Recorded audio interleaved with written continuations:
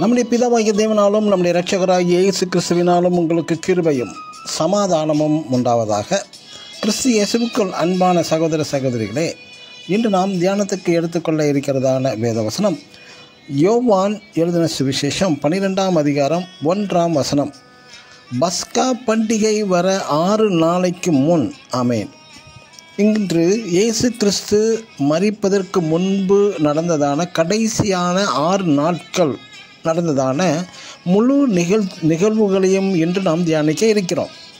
யூதர்கள் இந்த பாஸ்ஓவர் பண்டிகையை மிக சிறப்பாக கொண்டாடி வருகிறார்கள். அன்றும் சரி இன்றும் சரி.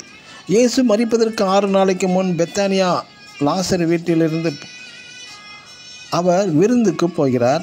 அங்கு நடைபெறுகிறது. இங்கு லாசர் வீட்டில் லாசருவின் சகோதரி வெளியேறப்பட்ட நலதம் என்றும் ஒரு நல்ல தரத்தை உடைத்து இயேசுவின் பாதங்களில் ஊற்றி தன் தலைமையால் துடைக்கிறாள் என்றும் பார்க்கிறோம். அதன் பின்பு தான் இயேசு எருசலேம் வந்து கழுதை குட்டி மீது பவனியாக எருசலேம் நுழைகிறார் என்றும் பார்க்கிறோம். இயேசுவை ஜனங்கள் ஓசனா ஓசனா என்று வரவேற்றதும் இந்த கடைசி நாட்களில்தான். அப்பொழுதுதான் இயேசு ஆலய வாசலில் உள்ள காசுக்காரர்களையும் புறாவிக்கிறவர்களையும் சாட்டையை உண்டு பண்ணி அடித்தும் துரத்துகிறார். எருசலேம் வந்து பிரசங்கம் செய்துவிட்டு மறுபடியும் பெத்தானியா லாசர் வீட்டிற்கு போகிறார். பெத்தானியாவும் எருசலேமும் 2 மைல் தூரமே என்று யோவான் எழுதின சுவிசேஷம் 11ஆம் அதிகாரம் 18ஆம் வசனத்தில் நாம் வாசிக்கலாம். வரும் வழியில்தான் அத்திமரத்தை பட்டுப்போய் என்கிறார். அத்திமரமும் பட்டு போகிறது.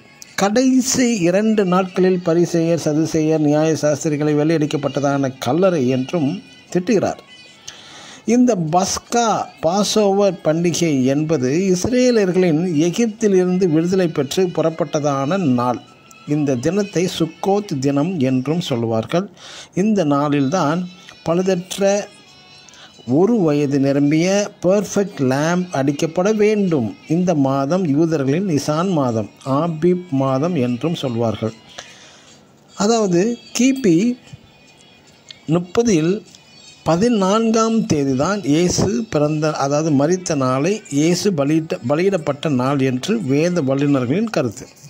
எனக்கு அன்பான தேவனுடைய பிள்ளைகளை, பரிசுத்த வேதத்தில் உள்ளது 25 தீர்க்கதரிசன வார்த்தைகள் நிறைவேறியதான இந்த நாள். நம் இயேசு கிறிஸ்து பாவம் செய்யாதவர், பாவம் தெரியாதவர், பாவமே அறியாதவர். நம் இரட்சகராகிய இந்த இயேசு கிறிஸ்துவை இந்த நாட்களில் மட்டும் அல்லாது ஒவ்வொரு நாளும் தியானிக்க வேண்டும். ஆமேன். God bless you.